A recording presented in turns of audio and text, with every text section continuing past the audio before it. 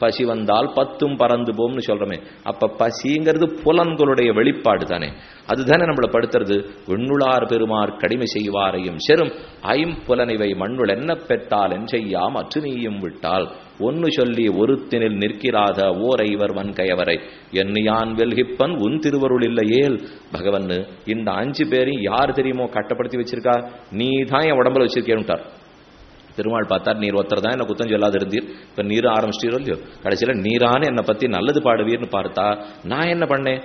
இத வானமாமலை பதிகத்துல நம்மாழ்வாரே சொல்றார். அகற்ற நீ வைத்த மாயவல் ஐம்புலன்கள் ஆமவை நன்கறிந்தனன் அகற்றி என்னையின் நீ அருஞ்சேத்தில் வீழ்த்தி கண்டாய் பகற்கதிர் மணிமாட நீடு சிறீவரமங்க வாடனே என்னும் புகற்கரிய வந்தாய். அகற்ற நீ வைத்த மாயவல் ஐம்புலன்கள், உங்கள்கிட்டேந்து என்னை விலைக்கு விடுறதுக்காகத்தான் வல விரிச்சாப்பில் இந்த புலன்களை வச்சிருக்கேன். நான் தெரிஞ்சுட்டேன், இதுல கால் மாட்டிண்டு சிக்கிண்டு நகரமாட்டாத உங்ககிட்ட வரமாட்டேன் அப்படின்னு தானே நீ இதை ஏற்படுத்தி வச்சிருக்கிறாய்.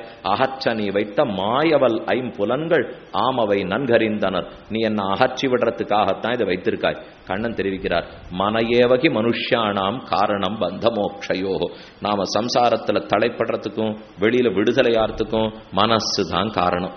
மனசு பற்றுள்ள மனசா இருந்துருத்துன்னா கீழே கீழே அழுத்தும், பற்றற்ற மனசா இருந்ததுன்னா மேல மேல வசத்தி விட்டுடும். ஆக நம் மனது காரணம். இந்த மனசையும் புலன்களையும் பகவான் நன்னா விலைக்கு விட்டுடுறாமோ இல்லையோ, அவர் தான் இது இத்தனையும் போட்டு அழுத்தி வைத்து இங்கிருந்து நீ வெளியே வராதேன்னு வைத்திருக்கிறார்.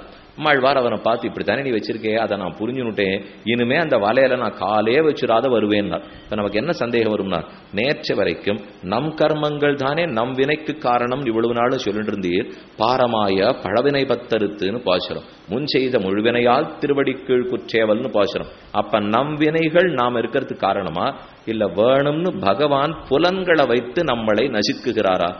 எது காரணம்னு தோணும். ஆழ்வார்கள்லாம் நீ வைத்தாய் நீ வைத்தாய்ன்னு ஏன் சொல்றாள்னா, அவன் வச்சாங்கிறதுக்காகவே இல்லை. பகவான் எதற்கு புலன்களை கொடுத்தார்? ஒண்ணு நன்னா யோசிச்சுங்க. ஒரு மருந்தை சாப்பிட்றோம், அந்த மருந்துனால நல்லது நடக்கும் போது பக்க விளைவுகள் இன்றியமையாதவை. ஒரு நல்ல காரியம் பண்ணணும்னு போனா அதுக்கு பக்க விளைவு இருக்கும் இல்லையோ.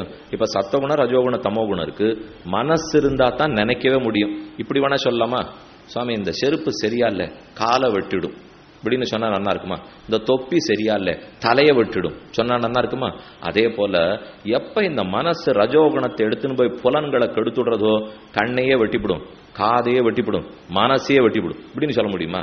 மனசு தேவை நினைக்கிறதுக்கு, கண்ணு தேவை பார்க்கறதுக்கு, காது தேவை கேட்கறதுக்கு, அதை நல்வழிப்படுத்துறதுக்கு வழி பார்க்கணுமே தவிர கண்ணே வேண்டாம் காதே வேண்டாம் மனசே வேண்டாம்னு சொல்ல முடியுமா? தொப்பி சரியில்லைன்னா தொப்பியை மாத்தணும், தலையை வெட்டுறதுக்கு முடியாது. அப்ப மனசை நல்வழிப்படுத்தி கொள்ள வேண்டுமே தவிர கொடுத்த பகவானையே வச்சுண்டு இவர் ஆற கண்ணை கொடுக்க சொன்னா, இவர் ஆறு மனசை கொடுக்க சொன்னா, மனசை கொடுக்கவே தானே நான் தப்பா நினைச்சேன், கண்ணை கொடுக்கவே தானே தப்பா நினைச்சேன்னா, கண்ணற்றவர்கள் ஏன் கண்ணை கொடுக்கலன்னு அவனை வச்சுட்டு இருக்கா. இது அநியாயம் என்னன்னு பாருங்க. யாருக்கெல்லாம் கண் பார்வை தெரியாதோ, இப்படி கண் இல்லாம என்ன கொடுத்துட்டியே அவரும் கேட்பர். யாருக்கு கண் பார்வை தெரியறதோ, கண்ணை கொடுக்காம இருந்தா நான் தப்பே பண்ணாத இருந்திருப்பேனோ இல்லையோ, அவரும் சொல்லிடுவார். இந்த பெருமாள் 2 பேருக்குள்ள யாருக்கு இப்ப பதில் சொல்லுவார்? கண்ணை கொடுக்காதவனுக்கு பதில் சொல்லுவாரா, கொடுத்தவனுக்கு பதில் சொல்லுவாரா? உண்மையா பார்த்தா கண் பெறாதவன் சொல்லுவதில் நியாயம் உண்டு, பெற்றவர்கள் சொல்றதுல நியாயமே இல்லை.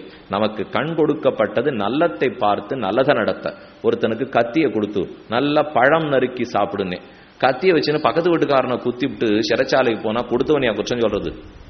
நல்லதுக்காக கத்தியை கொடுத்தா இவருக்கு பயன்படுத்த தெரியல, ஓடக்காரன் ஓடத்தை கொடுத்தான், ஜாகிரதையா கங்கையை தாண்டி அந்தண்ட போய் பெருமாளை சேவிச்சுட்டு வான்னா, இவனுக்கு ஓட்ட தெரியாம கங்கையில் அடிச்சுன்னு போய் பிராணம் படுத்துனா ஓடம் கொடுத்தவனை குற்றம் சொல்ல முடியுமா? ஒருத்தர் விளக்கு கொடுத்தார், ஏத்தி வச்சுன்னு படிச்சு நன்னா பரீட்சையில தேறி வானுட்டு விளக்க வச்சுன்னு கூரையெல்லாம் எரிச்சுட்டு வந்து அது யாரு குற்றம்? அதனால கொடுத்ததை குற்றம் சொல்லவே கூடாது, அதை ஒழுங்கா நாம பயன்படுத்த வேண்டும் இல்லையோ. ஆக நம்மிடத்துல மனசு புலன்கள் இருக்கிறது என்றால் அதை சரிவர பயன்படுத்த சத்தகுணத்தை வளர்த்து ரஜோகுண தமோ குணங்களை ஒழிக்க வேணும். இப்ப நாம எங்கெங்க கர்மங்கள் பண்றோம், எங்க தப்பு பண்றோங்கிறதுக்காகத்தான் இத்தனையும் சொல்லியிருந்தேன். நாம பாவம் பண்ணுகிறோம்னால் காமக்ரோதங்கள் காரணம், காமக்ரோதத்துக்கு ரஜோகுணம் காரணம், ரஜோகுணம் மனசோட ஒட்டின்னு இருக்கு. இந்த ரஜோகுணம் எப்படி தாக்கும்னா இந்திரியங்களோட ஒட்டிக்கும், மனசோட ஒட்டிக்கும், உறுதியோட ஒட்டிக்கும், ஆத்மாவுடைய அறிவு போறச்சு அதை பாதிக்கும். அதனால ரஜோகுணத்தோட நாம எல்லா இடத்துலையும் நடக்க ஆரம்பிச்சுடுறோம். இப்ப இது ரொம்ப குழப்பமான ஒரு படம். இந்த படத்திலேருந்து இப்ப சிடுக்கு எடுத்தாகணும். சிடுக்கு போடுற வரைக்கும் தான் இப்ப பார்த்துருக்கோம். இத்தனை இந்த சிடுக்கு எங்களுக்கே தெரியுமேன்னா தெரிஞ்ச சிடுக்கு கொஞ்சம் விளக்கமா சொன்னேன். அதான் இத்தனை நேரம் நான் பண்ணியிருக்கேனே தவிர இது ஒண்ணு நம்ம கிட்ட இல்லாததை நான் சொல்லலை. இப்போ இருக்கிற மனசு, இருக்கிற சத்தம், இருக்கிற ரஜசு, இருக்கிற சமசு, பாக்குற தப்பு, கேட்கற தப்பு, தொடர தப்பு, இதை பத்தி தான் இத்தனை அழியுமே சொல்லியிருக்கேன். இதை சொல்லித்தான் புரிஞ்சுக்கணுமான்னா சொன்னத்தானே இது புரியுது. எப்படி நாம தப்பு பண்றோம்ங்கிறதை நமக்கு வேதங்கள் சொல்லி கொடுக்க வேண்டியிருக்கு. அப்புறம்தான் அந்த தவறுகள்ல இருந்து நாம வெளியிலேயே வருவோம். அர்ஜுனன் உடனே கேட்டான், கண்ணனே நீ சொன்னதெல்லாம் நன்னா புரிஞ்சுனுட்டேன், மேல மேல எப்படி அழுத்தி வச்சேன்னு சொல்றியே தவிர வெளியில வர்றதுக்கு வழியே சொல்ல மாட்டேங்கிறியே. 7:35 வந்தாத்தானே பாக்குறதுக்கு முடியும். இன்னும் இருக்கிறது 3/4 மணி நேரம். அதற்குள்ள வெளியில வர்றதுக்கு தர்மம் எதுன்னு பாக்குறத விட்டுட்டு திரும்ப திரும்ப உள்ளேயே சுத்தின்னு இருந்தோம்னா சுத்தின் இருக்கிற இடம் தெரிஞ்சாத்தானே தர்மத்தை தெரிஞ்சுக்கிறதுக்கு. அதனாலதான் திரும்ப திரும்ப எது சுத்தின் இருக்குங்கிறதையே பார்க்கிறோம்.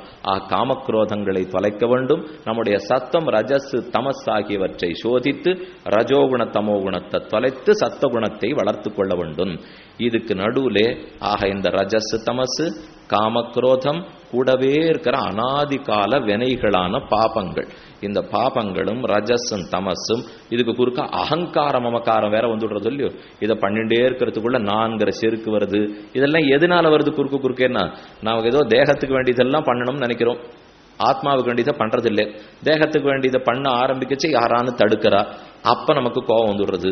தேகத்துக்கு வேண்டிய நல்லதெல்லாம் கிடைக்கணுங்கிற ஆசை வருது. அகங்காரம் மமக்காரம் தேகமே தான் உடம்புன்னு வந்துடுறது. எல்லாம் என்னுடையதுங்கிற எண்ணம் வந்துடுறது.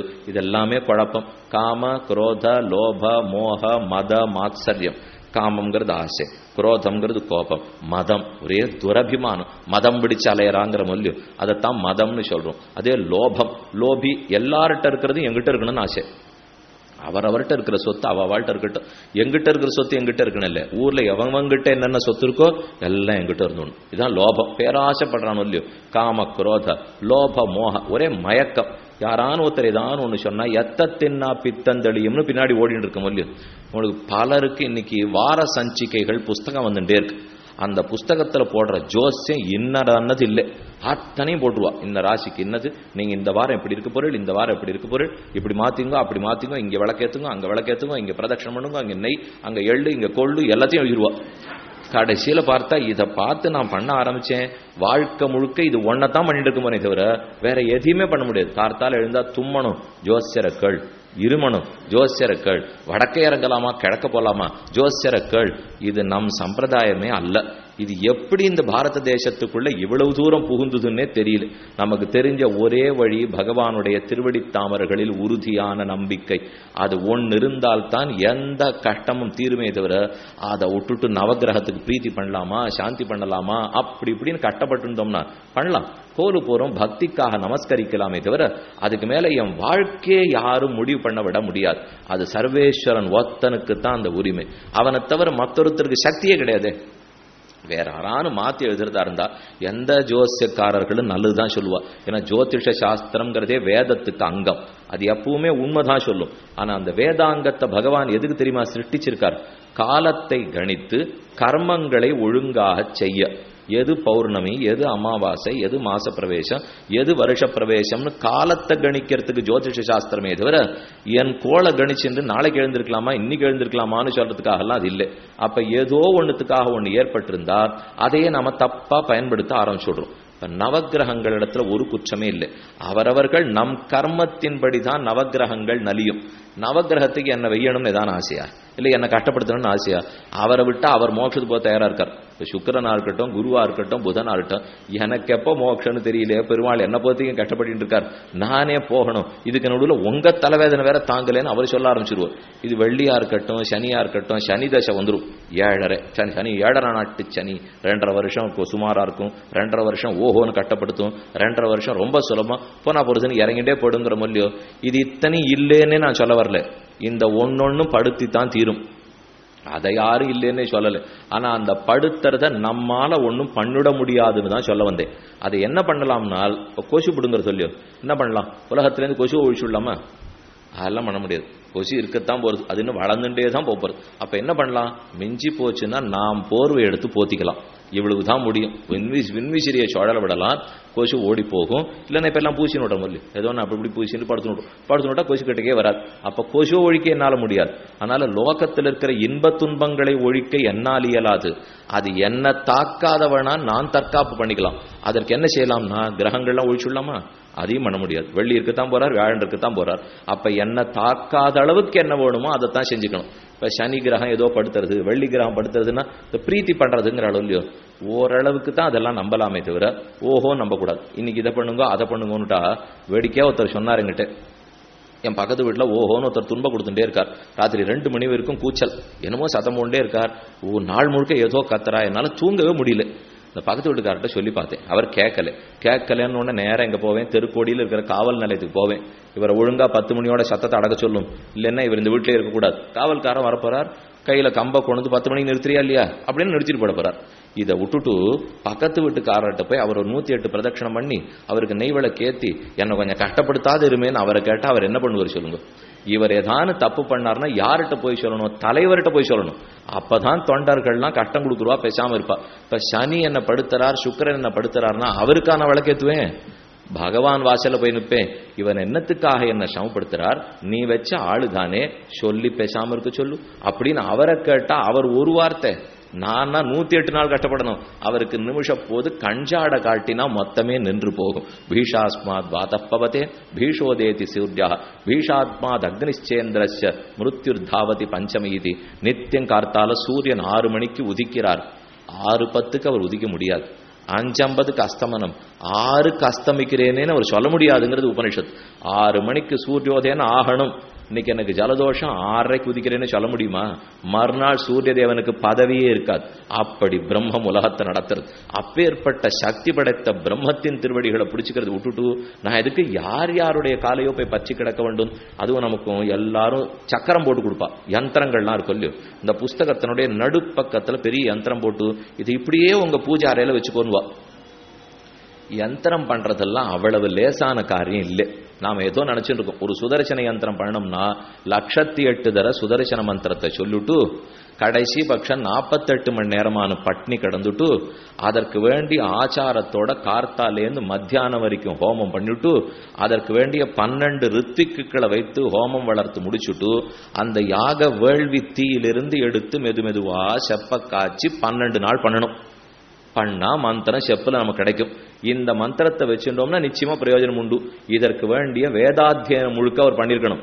இந்த யந்திரத்தை ஒருத்தர் பண்றாருன்னு சொன்னா முழுக்க அத்தியனம் பண்ணிருக்கணும். அதற்குரிய அர்த்தம் தெரியணும், ஆச்சாரம் இருக்கணும், அனுஷ்டானம் இருக்கணும், தெய்வ பக்தி இருக்கணும், பட்னி கிடக்கு தயாரா இருக்கணும். என்னென்ன பண்ணா அந்த யந்திரம் கைக்கு வரும். அதை விட்டுட்டு ஏதோ ஒரு அச்சு கூடத்துல போய் ஓங்கி 12,000 பிரதி ஒன்று அடிச்சுட்டு அதை எல்லாருக்கும் தபால் அனுப்பிச்சு விட்டுட்டு இதை வச்சு நீங்க பூஜை வச்சுங்கோன்னா ஆகாசத்தை பாருங்கோ, பூஜை உள்ளல வெச்சன்னிலேருந்து மேல பார்த்துட்டே இருங்கோ, சொரணமா கொட்ட போறதுன்னுவா. பார்த்தா காரை இடிஞ்சு கொட்டும், அதுதான் கொட்டுமே தவிர ஸ்வர்ணமும் கொட்டாது, வேறொன்றும் கொட்டாது. இது எதையும் நான் ஜோசியத்துக்காக குற்றம் சொல்ல வரல, அதை சரிவர பயன்படுத்தாததை மட்டும்தான் சொல்லிட்டு இருக்கேனே தவிர ஜோசியமும் ஜாதகமும் உண்மை, கண்டிப்பா அது சரியாத்தான் சொல்லும். ஆனா நாம அதை எத்தத்தின்னா பித்தம் தெளியும்னு அலைஞ்சுட்டு இருக்கோம். அதெல்லாம் முயற்சியை கைவிட்டுட்டு முதல்ல சத்துவகுணத்தை வளர்த்து ரஜோகுண தமோ குணத்தை ஒழிக்கிறதுக்கு வழி பார்க்கணும். இந்த ரெண்டும் படுத்துற பாட்டை எதை வச்சு நம்மளால தடுத்துட முடியும் சொல்லுங்க? நேர பகவான் அல்லால் வேற யாரும் இதை குறைக்க முடியாது. கண்ணன் கீதையில அதை ஸ்பஷ்டமா சொல்லிட்டார். தெய்வீஹேஷா குணமயி மம மாயா துரத்தையா மாமேவையே பிரபத்யந்தே மாயாமே தாம் தரந்தித்தே. அர்ஜுனா, இந்த பெரிய வலிய கட்டுக்குள்ளே நான் தான் உன்னை வைத்திருக்கிறேன். தெய்வீஹேஷா குணமயி மம மாயா, இந்த பிரகிருதிங்கிறது என்னுடைய மாயை. துரத்தையா, நீ கடந்துடவே முடியாது. எத்தனை முயற்சி எடுத்தாலும் நீ கடக்க முடியாது. அர்ஜுனனுக்கு ரொம்ப உடஞ்சே படுத்து மனசு. அப்ப இத்தனை நேரம் எதுக்கு சொல்லிட்டு எனக்கு கீதை? நான் கடக்கவே முடியாதுன்னா ஓடி போயிட்டுமான்னா, நீயா கடக்க முடியாதுன்னு சொன்ன அர்ஜுனா, என் அருளோட நீ கடக்கலாம். என்னை பிரார்த்தித்து என்னை பற்றினாலே ஒழிய உன்னால வெளியில வர முடியாது. தெய்வீஹேஷா குணமயி மம மாயா துரத்தையா மாமேவையே பிரபத்யந்தே மாமேவ, என் ஒருத்தனையே சரணமாக பற்று, நான் உன்னை கிணற்றில் விழுந்தவனை கைதூக்கி விடுகிறேன் என்ன பெருமான் சாதிக்கிறார். ஆகையாலே இது மொத்தம் இப்ப என்னன்னு தெரிஞ்சுட்டோம். கர்மங்களை கழிக்க வேண்டும், அதுக்கு ரஜோகுணம் காமக்ரோதங்களை தொலைக்க வேண்டும். காம குரோத லோப மோகம் மோகம்னா மயக்கம். ஆறார் எடுப்பார் கைப்பிள்ளையா சொன்ன பேச்செல்லாம் கேட்டுன்னு ஓடுறோம் இல்லையோ, இதுதான் காமக்குரோத லோப மோக. மதம், ஒரே மதம், மாத்சரியம், பொறாமை, பொச்சரிப்பு, இந்த ஆறினாலும் துன்பப்படுகிறோம். அதே போல கிளேசம், அவித்யா, அஸ்மிதங்கள், செருக்கு, அவித்யை, காமம், குரோதம், கிளேசம், மோகம், இது இத்தனாலையும் படுற பாடுதான் நாம் சிரமப்படுவதற்கெல்லாம் காரணம். இப்ப இதிலிருந்து வெளியே வருவதற்கு என்ன வழின்னு பார்ப்போம். என்னென்ன கட்டத்தில் இருக்கும். நான் இப்ப கட்டம் போட்டு 3 விஷயம் வச்சுக்க போறோம். வச்சுனுட்டு அந்தந்த கட்டத்தை ஒரு அம்பால அடிக்க போறோம். ஒரு கட்டத்தில் ஒரு விரோதி இருக்கார், ஒரு கட்டத்தில் ஒரு விரோதி இருக்கார், இன்னொரு கட்டத்தில் ஒரு விரோதி இருக்கார். இந்த 3 விரோதியை மட்டும் நீங்க நன்னா புரிஞ்சுனுட்டு அம்ப நேர எய்துடலாம். எங்க இலக்கு இருக்குன்னு தெரிஞ்சா தான் அம்ப வைக்கவே முடியும். முதல்ல இலக்க பார்த்துருவோம். ஆனா இந்த 3 பேரும் மனசால தான் கண்டுபிடிக்க முடியும், கண்ணால பார்க்க முடியாது. ஏன்னா இது நம்மோட ஒட்டின்னு இருக்காளோ இல்லையோ. இந்த 3 விரோதிகள் யாருனால், கண்ணில் ஓரளவுக்கு படுகிற, ஓரளவுக்கு தெரிந்து கொள்ளுகிற விரோதி அநேக கால பாபங்கள், கர்மங்கள். அது ஒரு பக்கம். கர்மம், பாபம், ரஜோகுணம், காமக்ரோதம், இதெல்லாம் ஒரு வட்டத்தில் போட்டு வச்சிருங்கோ. இதெல்லாம் அநேகமா புரிஞ்சு இருக்கிற விரோதி. இதுக்கு பக்கத்துல இன்னொரு வட்டம் போட்டுங்கோ, அவித்யா. அவித்யாங்கிற விரோதி தான் நாம யாரு, பகவான் யாருன்னு மறக்க வச்சுட்டு சொல்லியோ. தன்னை மறந்து போயிட்டேன். நான் யாரு, பகவானுக்கு சேஷன், அவனுக்கு அடிமை. நான் தேகம் அல்ல, ஆத்மா. நான் எத்தனையோ உயர்ந்த குணத்தோடு இருக்க வேண்டியவன். இதெல்லாம் ஞானம் இருக்கணும் இல்லையோ. அந்த ஞானம் இல்லாத போகவே தானே பகவானுக்கு தொண்டு புரியவே வரமாட்டேங்கிறோம். அப்ப அவித்யை காரணமாய் நான் யாருங்கிறத மறந்து, பகவான் யாருங்கிறத மறந்து, எனக்கு அவருக்கு இருக்கிற தொடர்பை மறந்தேன் இல்லையோ. அதுவும் மறந்து போயிட்டது. இது இத்தனைக்கு மற்றொரு காரணம். அப்ப 2வது வட்டம் போட்டு அவித்யான்னு எழுதிங்கோ. அவித்யை ஒரு காரணம். இன்னொன்னு சத்வம், ரஜஸ், தமசு, காமம், குரோதம், பாபம் ஒரு காரணம். இந்த 2 அடுத்து 3வது வட்டத்துல பகவான் நன்னா போடுங்க. ஏன்னா அது ஒரு பெரிய காரணமா போச்சு. அவர் என்ன பண்றாருன்னா, அவரிடத்துல தான் நான் கைங்கரியம் பண்ணணும், கிட்டக்க வர ஓட்டாம ஏதோ பண்ணிட்டு இருக்கார். என்ன பண்றாருன்றது அப்புறம் பார்ப்போம். நான் நேரம் அவர்கிட்ட போய் கைங்கரியம் பண்ணலாம், அவர் மடியில ஏறி உட்கார்ந்து விடலாம். ஆனா என்னமோ அதை பண்ண விடாத தடுத்துட்டு இருக்கார். இது அவர் 3வது வட்டம். இந்த 3 வட்டத்தையும் நாம இப்போ உடைச்சாகணும். உடைச்சாதான் நம்மால இந்த சுற்று துக்கச்சொடல் சுழன்னு இருக்குமே, இதுல இருந்து வெளியில வர முடியும். இந்த 3 கண்ணுக்கு நல்லா தெரியறதா? நான் இப்ப பலகை இருந்ததுன்னா எழுதி காட்டலாம். 3 வட்டம் வச்சுட்டு இருக்கோம். முதல் வட்டம் காமம், குரோதம், சஸ்தம், ரஜசு, தமசு, பாபங்கள். இது ஒரு வட்டம். இதை உதைக்கணும். இல்லைன்னா அது ஒன்றும் பண்ண விட்டாம தடுத்துட்டே இருக்கு. நல்ல வழி போகணும்னு நினைச்சாலே கெடுக்கிறது. இன்னொன்னு தேவையற்ற அவித்யை. நான் யாருங்கிறத மறந்து மறந்து துன்பப்படுறேன்னு இல்லையோ, அவித்யை. 3வது வட்டம் பகவான். அவர் நினைச்சார்னா இந்த 2 வட்டத்தையும் ஒரு நிமிஷத்துல இல்லைன்னு ஆக்கிவிடலாம். அப்ப அவரையும் நான் எதானும் பண்ணியாகணும். இந்த 3த்துக்கும் எது தர்மம், இந்த 3ஐயும் நான் தாக்கி நல்வழிப்பட்டு பகவானிடத்துல போய் சேருவதற்கு எது உபாயம், அதைத்தான் எது தர்மம் எது தர்மம்னு முதல்லேருந்து பார்த்துருந்தோம். இப்ப யார் யார் விரோதிகள்னு புரிஞ்சுட்டோம். அந்த விரோதிகளை நாம் இப்ப போய் தாக்கி ஆகணும் இல்லையோ. அதற்கு எது தர்மம்னு பார்த்தால் 3 முக்கிய தர்மங்கள்: கர்மயோகம், ஞான யோகம், பக்தி யோகம். இந்த 3 தர்மங்கள். கர்மயோகம்னா இன்னது, ஞான யோகம்னா இன்னது, பக்தி யோகம்னா இன்னது. 3 வட்டத்துக்காக இப்ப 3 தர்மம். இதுல முதல் வட்டத்தில் இருக்கிறவாளை சரிப்படுத்துறதுக்கு கர்மயோகம், 2வது வட்டத்தில் இருக்கிற அவித்தையை சரிப்படுத்துறதுக்கு ஞான யோகம், 3வது வட்டத்தில் இருக்கிற பெருமாளை தயார்படுத்துறதுக்கு பக்தி யோகம். இதுக்காகத்தான் இந்த 3ஐயும் ஏற்படுத்தி வைத்துள்ளார்கள். முதல் வட்டத்தவருக்கு கர்மயோகத்தை பண்ணிண்டா அது எரிஞ்சுட்டே இருக்கும், ஞான யோகத்தை பண்ணிட்டே இருந்தா அவித்யை தொலைஞ்சுட்டே இருக்கும், பக்தி யோகத்தை பண்ணிண்டா பெருமாள் சிரிச்சுட்டு எங்கிட்ட வந்துடுவோம். இந்த 3 தான் இப்ப நமக்கு தேவை. இதை எப்படி பண்ண போறோம்னு பார்ப்போம், பண்ண முடியுமான்னு பார்ப்போம். ஆனா கடைசி 10 நிமிஷத்திலே இது இத்தனையும் பண்ண முடியாதுங்கிற முடிவுக்கு வரப்போறோம். எனக்கு இன்னும் 40 நிமிஷம் இருக்கு. 40 நிமிஷத்தில் இன்னும் 25 நிமிஷம் கர்மயோகம், ஞான யோகம், பக்தி யோகம் பத்தி சொல்ல போறேன். அதை பண்ணாதான் இந்த விரோதிகளை நம்மால ஜெயிக்க முடியும்னு பார்க்க போறோம். பார்த்துட்ட பிற்பாடு கடைசி 15 நிமிஷம் ஏன் அதுகளை பண்ணவே முடியாதுன்னு சொல்றேன். அதுக்கு பதில் என்னங்கிறதையும் பார்த்துருவோம். சுவாமி, கதை தொடர் கதையினுடைய கடைசி பக்கத்தை போய் இப்பவே சொல்லிட்டீரே. தொடர்கடை படிச்சுட்டு இருந்தா அப்ப யாரானு வாங்கினா சில அறிவியல்கள்லாம் கடைசி பக்கத்தை புரட்டி பார்த்துட்டு அப்புறம் படிக்கிறதுல சுவாரஸ்யமே இருக்காது. முதல்லேருந்து படிச்சுன்னு போய் அதுவும் இந்த வாரம் நிறுத்துறான் பாருங்க. இந்த வெள்ளிக்கிழமை அன்னைக்கு முடிஞ்சு போற சொல்லி முடியறிச்சே திங்கக்கிழமை வரைக்கும் காத்துன்னு இருக்கணும். ஐயோ என்னாருதோ. அதுவும் சாயங்காலம் நல்ல வேலை நீங்கள்லாம் இப்ப தப்பிச்சுட்டு. ஆனா நான் சீக்கிரம் விட்டா தான் நீங்க 9:30 போலாம். போனா தான் 8, 8:30, 8:30, 9, 9, 9:30, 9:30, 10, 10, 10:30, 1, 1:30 கூட இருக்கு போல இருக்கு. எனக்கு தெரியாது, அவ தூங்கி போடுறான்னு நினைக்கிறேன். இந்த 6:30 மணிக்கு ஒரு தரம் படுற பாடுங்கிறது எல்லாம் ரஜோகுணம், தமோகுணம், காமக்ரோதம். அதுல பார்க்கிற ஒன்னொன்னு, காட்டுற ஒன்னொன்னும் பெண்களே எப்படி பெண்களை கொன்னுடலாம்ங்கிற அளவு போயிட்டான். வேற ஒண்ணு இல்லை. இப்போ ஒன்று கெடுக்கிறது சண்டை, மாமியார் நாத்தனார் ஓரகத்தி அதெல்லாம் படுத்துப்போ. அந்த சின்ன சின்ன சண்டையெல்லாம் தாண்டியாச்சுப்போ.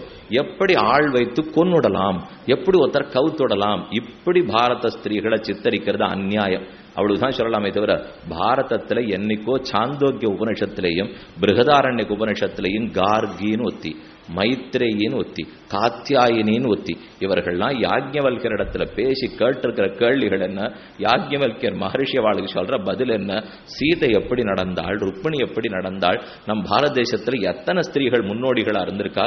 ஸ்திரீகள்னாலே நல்லத்துக்கும் நல்லெண்ணத்துக்கும் பண்பாட்டுக்கும் விருந்தோம்பலுக்கும் எல்லாரையும் சகித்து கொண்டு அரவணைத்து கொண்டு போவதற்கும் ஏற்பட்டவர்கள்.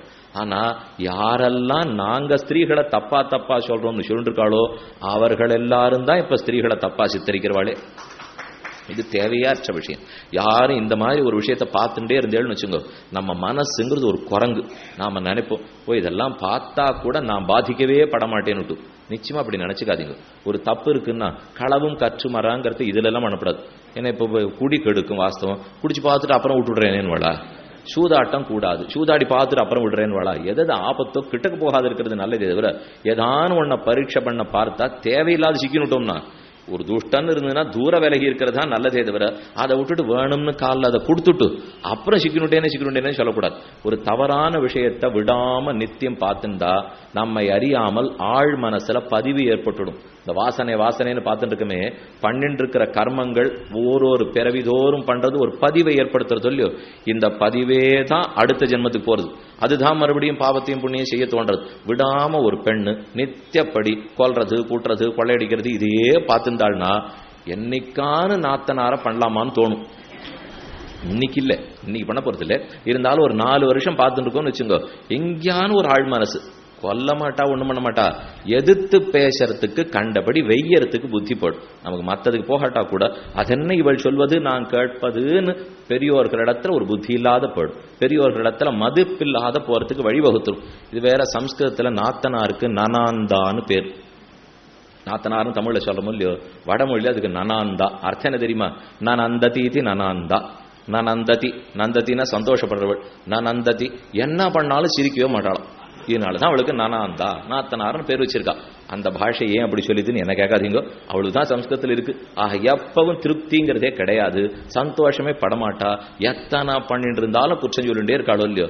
ஆனா அதே மாதிரி பார்த்துட்டே இருக்க முடியலையோ, நமக்கு நம்ம அறியாம தப்பு பண்ணிடுவோம். எதுக்காக சொல்ல வந்தேன்னா, நமக்கு இருக்கிற பொழுது குறைவு, அதற்குள்ள அந்த பொழுதை நற்பொழுதாக போக்க வேண்டும். பகவன் நாமங்களை சொல்லுவோம், ஆழ்வாராச்சாரர்களை தெரிஞ்சுப்போம். எத்தனை அர்த்தங்கள் வருஷித்து வச்சிருக்கா. கூட கூடையா அள்ளிண்டு போறாப்புல மாம்பழம், ஒன்னொன்னு கனிவோட இருக்கிற மாம்பழங்கள். அதை ஆனந்தமா அனுபவிச்சுட்டு போறதுக்கு தான் நாம் இருக்கமே தவிர, கண்டபடி கண்டத்துல மனசை செலுத்திட்டு கண்டதை பார்த்து கண்டதை கேட்டு இதெல்லாம் குழப்பிக்கவே கூடாது. நாம எந்த நிலையில இருக்கோமோ அந்த நிலையில இருந்து இறங்கவே கூடாது. உயர்ந்த நிலையில நாம இருக்கணும். யார் வேணா என்ன வேணா பேசிட்டு போறா, எனக்கு என் பகவான் முக்கியம். அதை மட்டும் கெட்டியா பிடிச்சுன்னு போகணுமே தவிர, அதை விட்டுட்டு எங்கெங்கயோ பார்த்து யாராரான்னு நமக்கு சொல்லுவா, இங்க இப்படி ஆயிடுத்தாமே, அங்க அப்படி ஆயிடுத்தாமே, உங்க குடும்பத்தில் இப்படியாமே அப்படியாமே, எதை பத்தியும் கவலைப்படக்கூடாது. என் குடும்பத்தை இவரை மாத்தி வைக்க போறாரு. வேணும்னா என் பகவான் மட்டும்தான் அதுக்கு அருகதை உள்ளவதே தவிர சக்தி அவர்கிட்ட தான் உண்டு, பிராப்தி அவருக்கு தான் உண்டு. அப்ப நான் மற்றொரு பற்றி எதுக்காக கவலைப்பட வேண்டும்? யாரும் எப்படியும் சொல்லிட்டு போட்டோம், நாம நம்ம பகவானிடத்துல உறுதி மாறாமல் இருக்க வேண்டும். இந்த 9 தொடர்புல எதுவான ஒண்ணு யார்கிட்டயான உண்டா? நிச்சயம் கிடையாது. இந்த ஒரு தொடர்பும் பிறவி தோறும் அவனோடு இருக்கும் போது அதை மறந்துட்டு நான் எதுக்கு இன்னொருத்தர் பத்தி கவலைப்படணும்? இன்னொருத்தர் வெச்சாலும் கவலைப்படாதீங்க, இன்னொருத்தர் வாழ்த்தினாலும் கவலைப்படாதீங்க. ஏன்னா இந்த வாழ்த்துறவெல்லாம் நாளைக்கே வைவான். இன்னைக்கு ஓஹோன்னு மக்கள் எல்லாம் சேர்ந்து உச்சாணி கொம்புல தூக்கி வைப்பா. ஏதானு ஒண்ணு நம்ம பண்ணிருக்கவே வேண்டாம் அந்த தப்பை. ஆனா இவர் தப்பு பண்ணிவிட்டாரோ கொம்னு ஒரு செய்தி பத்திரிகையில வரட்டுமே, அவ்வளவுதான் மொத்த பேரும் அத்தள பாத்தாளத்துல தள்ளிடுவோம். அதனால தூக்கி வைக்கச்சேவும் கூத்தாடக்கூடாது. பாதாளத்துல செல்ல செய்வும் கவலைப்படக்கூடாது. ஏன்னா இந்த ரெண்டுமே பகவான் பண்ண மாட்டார். அவருக்கு ஒண்ணுதான் தெரியும், கீழே சம்சாரத்துல கிடக்கிறவனை தூக்கி தம் மடியில் உட்காந்து வச்சுடுவார். அத்தோட முடிந்தது. அதுக்கப்புறம் யாரும் பாதாளத்துல தள்ளவும் முடியாது, அவர் தள்ளவும் மாட்டார். என்னைக்கும் பகவான் கீழே தள்ளுபவன் அல்லன். அவனுக்கு உயர தூக்கத்தான் தெரியுமே தவிர கீழே கடந்தவனை ஒரு பெற்ற தாயின் தகப்பனாரு கீழே தள்ளுவாளா? குழந்தை எத்தனை கஷ்டப்பட்டாலும் ஓ நம்ம குழந்தையாச்சே நாம தானே காப்பாற்றணும் அப்படின்னு அவர்கள் தானே ரட்சித்து கொடுப்பார்கள். அதனால இந்த உறுதியோடு இருக்க வேண்டியது முக்கியம். இப்ப கர்மயோகம், ஞான யோகம், பக்தி யோகம் என்னன்னு பார்ப்போம். கர்மயோகத்தை செய்ய செய்ய செய்யத்தான் பாபங்கள் எரிந்து கொண்டே போகும். இப்ப பகவான் வழி சொல்றார். இதோ இந்த கர்மங்கள் எல்லாம் நீ தொலைக்கணும். கர்மங்கள் இருக்கிற வரைக்கும் நல்ல வழிக்கு உன்னை போக விடாது. பாபங்கள் இருந்தாலே நல்வழிக்கு போக விடலை, காமக்ரோதங்கள் இருந்தாலே நல்வழிக்கு போக விடலை, ரஜோகணம் இருந்தாலே நல்வழிக்கு போக விடலை. உன் மனசுல அதுல உக்காண்டு அழுக்கடைஞ்சு போய் கட்டப்படுத்துறது இல்லையோ, அப்ப முதல்ல ஒண்ணு செய், நான் உனக்கு ஒரு வழி சொல்லித்தரேன். அந்த வழியை பின்பற்றி பின்பற்றி இந்த பாபங்கள் எல்லாம் எரிச்சுக்கோ. நமக்கு அழகா சில சட்டதிட்டங்களை பகவான் போட்டு கொடுக்கிறார். அதுக்காக என்ன பண்ணுவார், இன்னான் இன்னென்ன நித்திய அனுஷ்டானங்களை செய்ய வேண்டும், இப்பெப்படி வாழ்க்கை வாழ வேண்டும், காலை நீராட வேண்டும், சத்தியமே சொல்ல வேண்டும், யாரையும் மனத்தாலும் வாக்காலும் மெய்யாலும் புண்படுத்த கூடாது, பிறன்மனை விளையக்கூடாது, நேர்மையோடு இருக்க வேண்டும், மனதில் பட்டதைத்தான் பேசணும், பேசினத்தைத்தான் செய்ய வேண்டும், எப்பவும் சுத்தமாக இருக்க வேண்டும், நீராட வேண்டும், பகவன் நாமங்களை சொல்ல வேண்டும். இத்தனையும் கர்மயோகம். கர்மயோகம்னா எனக்குன்னு விதிக்கப்பட்டிருக்கிற கர்மங்களை செய்தல். உடனே எனக்குன்னு விதிக்கப்பட்டது எதுன்னா அது அந்தந்த வர்ணாசிரம தர்மத்தை பொறுத்தது. இன்னென்ன வர்ணத்துல இன்னென்னார் பிறந்திருக்காருன்னா அவனவன் தர்மத்தை அவன் பண்ணியாகணும். இப்போ பிராமணன் என்ன பிறந்திருந்தா அவர் சாஸ்திரம் வேதாத்தியனம் பண்ணியாகணும், வேதத்தை வாய்வோயாம சொல்லி ஆகணும். க்ஷத்ரியன் இருந்தா நாட்டை காப்பாத்தித்தான் ஆகணும், வைசியன் இருந்தா வியாபாரம் பண்ணித்தான் ஆகணும். நான்காவது வர்ணத்தவர்கள் எல்லாமே உழவு தொழில ஈடுபடுகிறார்கள். இப்படி ஒன்னொன்னு ஒத்தொத்தருக்கு பண்ணி வச்சிருக்கார். அந்தந்த தொழிலை நீ செய். உன் தொழிலை நீ செய்து கொண்டு செஞ்சின்றிருக்கிறதே இன்னொரு 3 செய்யணும். அதனால அவரவர்களுக்குரிய வியாபாரத்தை அவாவா பார்த்துக்கலாம். வேதாத்தியனம் பண்றவும் பண்ணணும். இப்ப பிராமணன் வேதத்தை அத்தியனமே பண்ணலேன்னுட்டா போச்சு, அப்ப பாபமே எரியாதுன்னு அர்த்தம். ஒரு வட்டம் அப்படியே இருக்கும், அதை நகர்த்தவே முடியாது. நமக்குன்னு இடப்பட்ட பணி எதுவோ அந்த பணியை நான் கொஞ்சமேனும் செய்யாமல் போனால் அப்ப அந்த கர்மயோகம் என் கையில் இருக்காது. கர்மயோகத்தை பண்ணத்தான் நாம் பாபத்தை எரிக்கிறதுக்கு முடியும், காமக்ரோதங்களை குறைக்க முடியும், ரஜஸ் தமஸை குறைக்க முடியும். அப்ப எனக்குன்னு இடப்பட்டது செய்யணும். ஆனால் அது செய்யும் போது 3 நினைவுகளோட செய்ய வேண்டும். கர்த்திருவ புத்தி தியாகம், மமதா தியாகம், பலத்தியாகம். 3 தியாகம் வேணும். நான் உன்னை செய்கிறேன்னு சொன்னா ஒரு வியாபாரம் பண்றோம், அது பண்ணிட்டு இருக்கிற சமயத்திலேயே நான் செய்கிறேங்கிற எண்ணத்தை விட்டுடணும். இது ஒரு தாழ்ந்த பயனுக்காக செய்கிறேங்கிற எண்ணத்தை விட்டுடணும். இது என்னுடைய கர்மாங்கிற எண்ணத்தை விட்டுடணும். இந்த 3 எண்ணத்தோட செஞ்சா அதன் பயன் எனக்கு வந்துடும். அப்ப எனக்கு திரும்ப பாபமும் புண்ணியமும் சேர்ந்துட்டே தான் இருக்கும். இப்ப நம்ம அதை எரிக்கிறதுக்கு பாடுபடுறோமா, சேர்க்கறதுக்கு பாடுபடுறோமா? பாபத்தத்தனை எரிச்சாகணும் இல்லையோ. இப்போ ஒண்ணு செய்யறேன், அந்த செய்வதனுடைய பயன் என்னதுன்னு நினைத்தேன்னா பாபம் என்ன வந்து சேரும். இப்ப கண்ணன் என்ன சொல்றார், அர்ஜுனா நீ போர் புரி, ஆனா நீ செய்தேங்கிற எண்ணத்தோட செய்யாதே. இந்த போர்னால ராஜ்யத்தை அனுபவிக்க போகிறேங்கிற எண்ணத்தோட செய்யாதே. இந்த போர் ஒன்னுடையதுங்கிற எண்ணத்தோட செய்யாதே. இப்ப சுலபமான ஒரு எடுத்துக்காட்டு எடுத்துப்போமே, அர்ஜுனனை சண்டை போடுன்னு சொல்றாரு இல்லையோ, அது அவருக்கு கர்மயோகம். ஏன்னா அவனை பொறுத்த வரைக்கும் அவர் க்ஷத்ரியன். க்ஷத்ரியனுக்கு செய்ய வேண்டியது சண்டை போட்டு நாட்டை காப்பாற்றணும், தர்மத்தை நிலைநாட்டி கொடுக்கணும். அதர்மத்துல எதிர்த்தாப்புல ஒருத்தன் நிற்கிறான், அவனை ஒழித்து அதர்மத்தை ஒழித்து நாட்டை ரட்சிக்க வேணும். இதான் இப்ப அர்ஜுனனுடைய ஒரே பிரயோஜனமா இருக்கணும். இப்ப அர்ஜுனன் சண்டை போட ஆரம்பிக்கச்சே நான் போர் புரிகிறேன் அப்படின்னு நினைச்சுட்டு போர் புரிந்தா அதனால ஏற்படுற கஷ்ட நஷ்டங்களுக்கு அவர் தான் பொறுப்பு. ஏன்னா நான் செய்யறேங்கிற எண்ணத்தோட செய்யறாரோ இல்லையோ. பின்ன என்னன்னு செய்யணும்னா பகவான் செய்விக்கிறான், கண்ணன் செய்ய சொன்னான் செய்தேன் அப்படிங்கிற எண்ணத்தோட செய்யணும். இந்த இடத்துல ஒரு வார்த்தை மட்டும் ஜாக்கிரதைக்கு சொல்றேன். அப்படின்னு திருடலாமா, அப்படின்னுட்டு பொய் சொல்லலாமா, அப்படின்னுட்டு தப்பு வியாபாரம் பண்ணலாமான்னா பண்ணலாம். கண்ணன் அதை செய்ய சொல்லியிருப்பார்னு நினைக்கிறேன். கண்ணன் செய்ய சொன்னார்னு செய்தேன்னு தானே பார்த்தோம். அப்ப கண்ணன் தப்பு பண்ண சொன்னாரான்னு சொல்லவே மாட்டாரே, அது நானா இட்டு கட்டிக்கிறது. அதனால நாம் பண்ற தப்பை பண்ணிட்டு பகவான் செய்ய சொன்னார்னு சொல்லக்கூடாது. ஏன்னா பகவான் தப்பு செய்யவே சொல்ல மாட்டார். அவர் எதை செய்யு சொல்லியிருக்காளோ வேதங்கள் ஏற்கனவே எழுதிட்டு போயிட்டார், கீதையில ஏற்கனவே எழுதி விட்டார். அது எப்பவும் நல்லதை மட்டும்தான் சொல்லும். ஆக சர்வேஸ்வரன் சாஸ்திரங்கள்ல எதை சொல்லியிருக்காரோ அதை மட்டும் செய்கிறேன். நான் செய்யவில்லை, அவர் தான் செய்விக்கிறார்.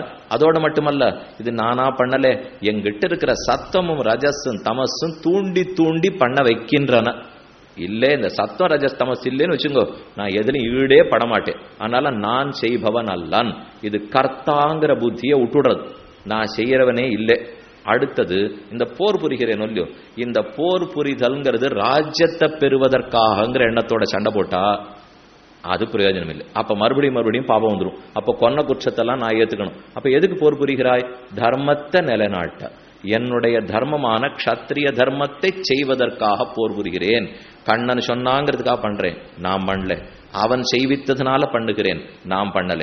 தாழ்ந்த பையனுக்கு பண்ண மாட்டேன். இந்த தர்மத்தை இந்த போரை புரிஞ்சால் அப்ப என் கர்மயோகத்தை பண்ணதாகும். கர்மயோகத்தை பண்ணிட்டு இருந்தா பாப்பம் எரியும், பாப்பம் எரிஞ்சிட்டு இருந்தா காமக்ரோதமும் போயிடும், எல்லாமே போகும். அப்ப எனக்கு மோட்சம் கிடைச்சிடும். அப்ப உயர்ந்த மோட்சத்தின் பொருட்டு நான் செய்கிறேனே தவிர தாழ்ந்த ஜெயத்தின் பொருட்டு நான் செய்யலை.